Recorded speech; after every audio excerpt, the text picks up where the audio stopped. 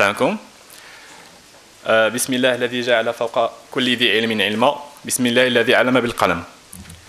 Mesdames et messieurs, chers invités, chers comités d'honneur, chers conférenciers et chers participants, c'est avec un immense honneur et un plaisir sincère que je vous souhaite la bienvenue pour la première édition de notre colloquium, International Colloquium of Mechanical and Civil Engineering.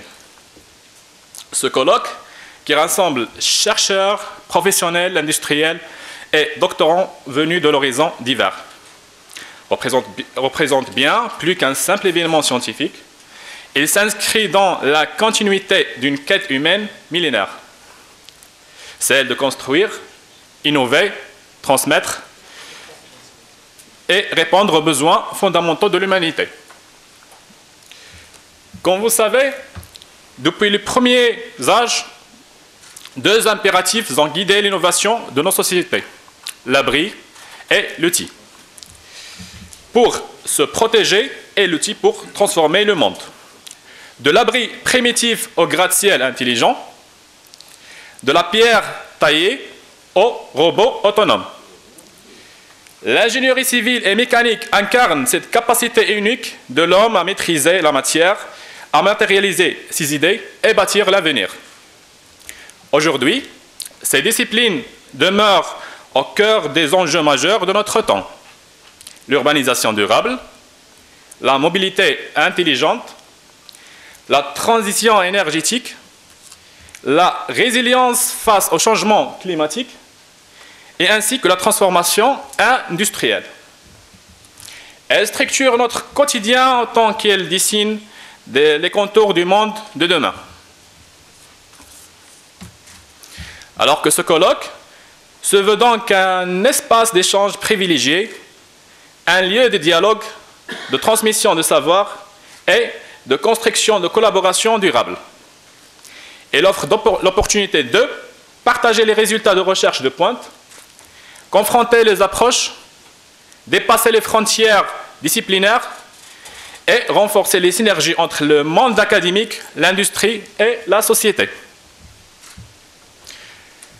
Que ces journées soient pour chacun d'entre vous une source d'inspiration, de découverte et de rencontres fructueuses. Mesdames et messieurs, c'est avec une grande fierté et un profond sentiment d'appartenance à la faculté des sciences et des techniques de Fès que je me permets maintenant de donner la parole à une personnalité dans la présence rehausse notre événement. C'est notre président de l'université Sidi Mohamed Ben Abdillah, Monsieur Mostafa Jali. Je vous invite à accueillir avec vos plus chaleureux applaudissements Monsieur Mostafa Jali. Merci beaucoup pour vos attentions et je vous souhaite un excellent colloque. Merci. Voilà, donc salam alaikum, monsieur le doyen de la faculté des sciences et techniques, chers collègues et amis, monsieur le vice-président, professeur Al-Hadrami, monsieur le directeur, nous avons un doyen qui nous vient du Sénégal, ben, soyez la bienvenue, messieurs les vice-doyens, messieurs les chefs de département, directeurs de laboratoire, chers collègues, enseignants-chercheurs de la faculté des sciences et techniques, mais également de tous les établissements de notre chère université, nos distingués invités. Je suis très honoré de rencontrer des collègues, amis de longue date. Chères étudiantes et étudiants, chères doctorantes et doctorants, marhaba bikoum. Je suis très content de me retrouver avec vous dans le cadre de cet colloque international en Mechanical and Civil Engineering, organisé par le laboratoire de recherche en sciences et ingénierie. Donc c'est pour moi un réel plaisir, toujours avec un réel plaisir que je retrouve mes amis au sein de la faculté des sciences et techniques. Je tiens à saluer, c'est un mot qui sera donc très bref, tiens à saluer les efforts déployés par les membres du laboratoire, et à leur tête le professeur Jorio. Je salue les efforts, mais également on a eu l'occasion de participer dernièrement à un événement et cela montre en fait la dynamique du laboratoire en abordant un certain nombre de thématiques. Pas longtemps, donc, hier, les matériaux. Aujourd'hui, on est dans tout ce qui est on est dans le domaine de la mécanique, génie civil et d'autres thématiques qui montrent en fait le caractère pluridisciplinaire de laboratoire, des thématiques abordées au sein du laboratoire. Et je salue le choix. C'est un choix qui veille à regrouper des synergies, travaillant dans des champs, disons, dans des thématiques différentes, mais qui convergent et trouvent leur convergence au sein des thématiques développées au sein de ce laboratoire. Donc c'est pour moi une occasion pour féliciter toute l'équipe du décanat, leur tête professeur Tawfiq Hachibet, doyen, également les vice-doyens, tout le staff administratif pour les efforts déployés pour appuyer et accompagner les collègues membres des différents laboratoires de la FST pour qu'ils puissent valoriser davantage leurs résultats de travaux de recherche et s'ouvrir sur des acteurs socio-économiques et s'ouvrir à travers les thématiques abordées sur un certain nombre de compétences marocaines qui se trouvent soit au Maroc, mais également qui exercent. Et je salue la présence du directeur de Gretec. Donc c'est un immense plaisir de voir ces différentes synergies et ces contributions de nos collègues. Et tout se fait pour servir nos étudiants et nos doctorants. Donc je veux juste remercier le comité d'organisation et pour tous les efforts qu'ils ont déployés depuis quelques mois. À leur tête, le professeur Khalfi et le professeur Berkani. Je sais que tout le monde le sait, pas seulement à la FST, à l'université. Génie civil, c'est un chantier qui tient à professeur Khalfi, à toute l'équipe qu'il a embarqué dans un grand projet ambitieux à travers la création d'un département de génie civil et également une filière génie civil. Donc, je tiens à le féliciter parce que nous ne disposons pas, au niveau de l'université, jusqu'à cette année, nous ne disposions pas de filière dans le domaine du génie civil. Donc, c'est un challenge, un défi qu'il a su relever en embarquant également plusieurs collègues de l'ancien département, mais également d'autres départements. Et je crois que nous ne pouvons que saluer ces efforts et les féliciter et les applaudir. Parce que je suis très content de dire en tant que président, mais également monsieur le doyen, de dire que nous proposons également des filières dans le domaine du génie civil. Et là, aujourd'hui, on est également en train d'organiser des événements. Ça veut dire qu'il n'y a pas que la formation, il y a la formation, mais il y a également la recherche. Et ça nous donne cette possibilité de s'ouvrir et d'avoir une contribution de collègues qui viennent de Rabat, de tout le Maroc, que ce soit au niveau de la formation, mais également au niveau de cette activité de recherche. Donc, moi, je demande d'applaudir à l'équipe Hadoul Nao. أنا جسير غنكمل غيقول لي بوست واش كاينين دي بوست بيدجيتير حنا بعدا واقفين معاك حنا كنا مجندين لي بوست يحل الله سي الخلف voilà donc je voulais juste dire deux petits mots et c'est une manière juste de communiquer. Je sais qu'on a des collègues qui viennent de l'ENSA, de l'EST, mais également de la faculté des sciences. Juste partager quelques éléments. C'est bien de répéter certaines choses. Notre université, pas le président, notre conseil d'université, il a bloqué un budget de 24 millions de dirhams pour la recherche scientifique. Juste le milliard, pour 2025. Et je vais, disons vraiment, je vais détailler, parce qu'on n'en parle pas beaucoup. On a réservé tout pour la recherche, et ça touche de manière directe les laboratoires de recherche. On a réservé 12,4 millions de dirhams pour les laboratoires, qui va être réparti en deux tranches. On a réparti rapidement parce que les collègues, ils organisent des événements. On a dit, on a pris 2,4 millions de centimes. Et on l'a réparti, on a donné à chaque laboratoire de 30 000 dirhams pour qu'ils puissent engager des choses, des activités. On a fait ça de manière, disons, pour qu'on puisse au moins leur donner pour démarrer. Et on a 10 millions de dirhams qu'on va répartir suite à une évaluation de la production scientifique des membres des laboratoires nouvellement accrédités, tous les laboratoires accrédités.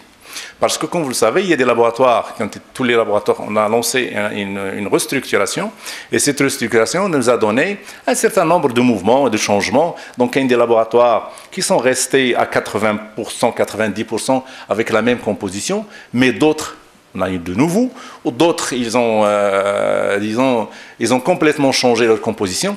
Donc, on s'est dit, au sein du conseil, il fallait défendre l'idée, on s'est dit, voilà, on va donner, comme ils ont accrédité, à partir de janvier 2025. On s'est dit, voilà, on va prendre l'évaluation de la production scientifique de 2022, 2023 et 2024.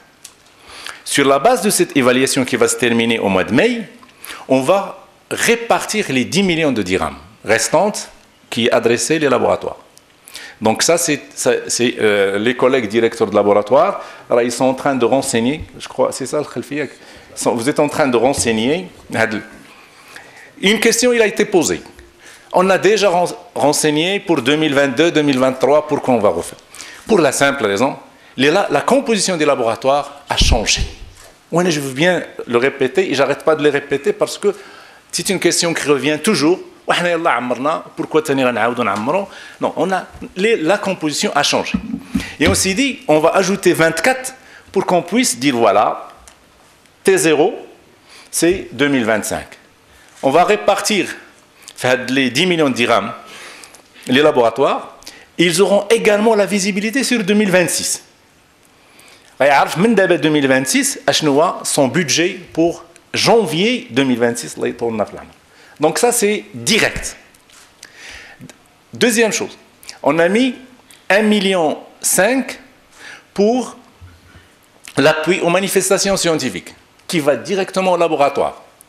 Et d'ailleurs, à chaque fois qu'il y a un appui, un dossier, automatiquement, il doit être visé par le directeur du laboratoire. Comme ça, le directeur de laboratoire, et quand on accorde l'appui, automatiquement, le directeur de laboratoire, il est également au courant.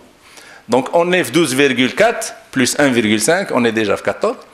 Maintenant, ce qu'on appelle l'appui de la publication, le RIB. On va réserver 3 millions de dirhams. Chaque fois qu'un collègue il publie, donc il y a un appui qui vient s'ajouter. Également, on a débloqué 1 million de dirhams pour la mobilité internationale. Ça peut être également une mobilité nationale. 100 millions de centimes. Également, les doctorants peuvent bénéficier. Et j'annonce un appel les doctorants. Il y a une condition, c'est que les travaux que vous allez présenter, ils doivent donner lieu par la suite à une publication. Des conférences, c'est bien. Et encourager les collègues à participer à des conférences, mais par la suite, les travaux qu'ils ont présentés, ils doivent par la suite donner lieu à une publication. Pas forcément avec la conférence, mais un journal, on vise la qualité, on vise le standard. Donc là, on est à 1 million. Également, la Cité de l'innovation. Elle prend tout ce qui est dépôt de brevets, également le fonctionnement et les analyses. La matière première, tout ce qui est réservé, donc la plateforme technologique. Et le centre, le pôle d'études doctorales. Comme vous savez, on a un pôle d'études doctorales qui est composé d'un différents centres d'études doctorales. Là également, on prend en charge, dans le cadre d'un budget qu'on a réservé 1,4 million de centimes, on prend en charge les soutenances de thèse. Quand je dis on prend en charge les soutenances de thèse, c'est-à-dire les invités qui viennent, on les prend en charge, mais également on prend en charge avec le repas de midi, s'il le faut. Donc, tout ça, ça fait qu'on est de 24 millions de dirhams. Ce n'est pas pour nous jeter des fleurs, mais je félicite les collègues du conseil d'université. Moi, j'ai fait une proposition, il a fallu la défendre, il a fallu la présenter, mais croyez-moi, je le dis sincèrement, sans démagogie, sans haine, on a fait un grand effort. Ça représente 25% de notre budget d'université. Le budget de l'université, le budget de fonctionnement de l'université, 100 millions de dirhams. Les collègues me disent va augmenter, j'ai dit j'ai peur que il faut à un certain moment qu'on puisse faire des équilibres, assurer un bon fonctionnement au niveau des établissements, parce que ils ont besoin, mais également parce que tant qu'enseignant, tant que chercheur, je suis convaincu qu'au niveau de l'université, si on veut développer notre université, il faut qu'on appuie les activités de recherche des enseignants. Et si vous appuyez les activités de recherche, automatiquement, on va avoir un impact à la formation. On organise un événement par un laboratoire et on a des ingénieurs qui vont assister, mais également, c'est un investissement, un retour sur investissement. On n'a pas le choix. L'université ne peut se développer de par le monde que par une activité de recherche de qualité, une activité de recherche soutenue, une activité de recherche ouverte sur les thématiques d'actualité, les thématiques qui vont nous permettre d'accompagner les projets structurants de notre pays.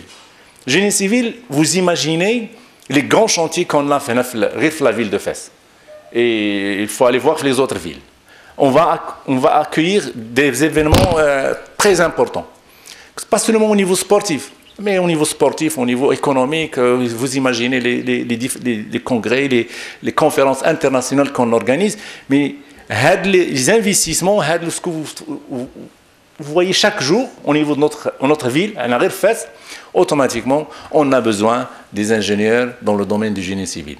Donc du coup, je suis très content, et comme je l'ai dit, je ne cesserai de le répéter, de dire que l'université, elle fait un effort. Mais moi, l'appel que je lance aux collègues, vraiment, je vais parler de la casquette d'enseignant-chercheur. Alors, d'autres moyens sont disponibles dans le cadre des appels à projets.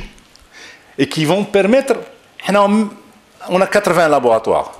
Quand on va répartir, ce qui existe au niveau donc les environs les autres on ne va pas évoquer les noms, mais je sais que c'est qu'il y a des projets. Avec un projet, vous pouvez avoir facilement 2 millions, 1,5, 3 millions de dirhams.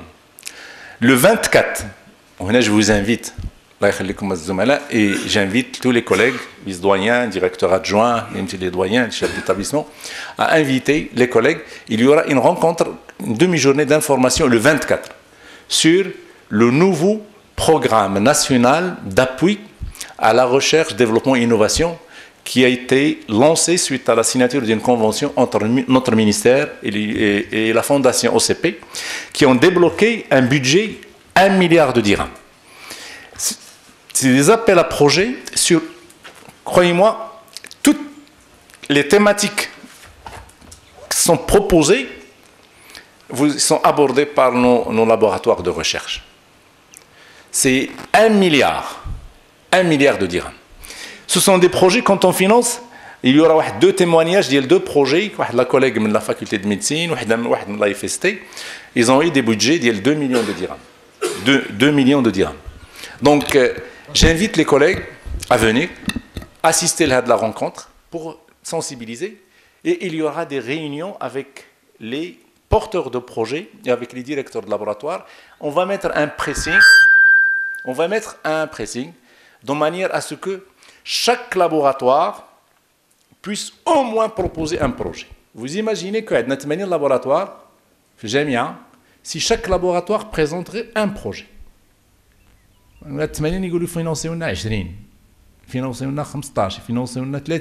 Vous imaginez le retour, on va voir la contribution, elle va venir soutenir et alimenter le fonds dédié à la recherche scientifique. Donc encore une fois, juste un appel aux collègues de se mobiliser. Je sais qu'il y a des partenaires, déjà je les vois, parce que pour être éligible, il faut avoir des partenaires nationaux et des partenaires également internationaux, parce que ça augmente les critères de notation, d'évaluation des projets. Ils tiennent compte également de l'implication des acteurs socio-économiques, des partenaires universitaires mais également des partenaires internationaux. Et je sais que nous disposons, on va mettre à votre disposition un ensemble de conventions d'universités avec lesquelles on travaille. On est avec ces professeurs, Massir Hadrami, de manière à ce que les collègues qu'on puisse jouer le rôle pour vous faciliter les contacts et vous donner des coordonnées s'il y a besoin d'aller chercher ou de chercher les contacts. Voilà. Donc, je compte énormément sur votre engagement, comme ça a été toujours le cas. Et je souhaite plein succès les travaux de ce colloque international.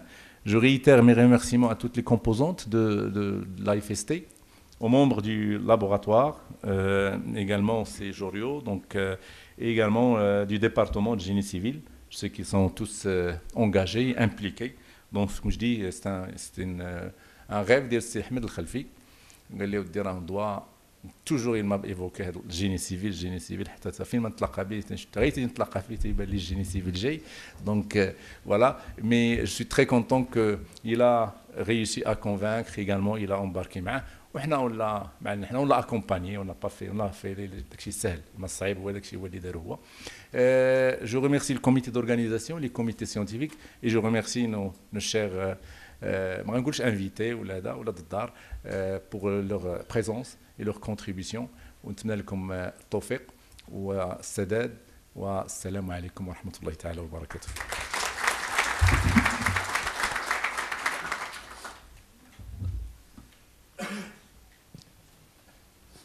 Mesdames et messieurs, avant d'entrer dans le vif de notre programme, nous souhaitons adresser nos sincères remerciements à Monsieur le Président de l'Université Sidi Mohamed Ben Abdillah pour son allocution inspirante et porteuse de vision.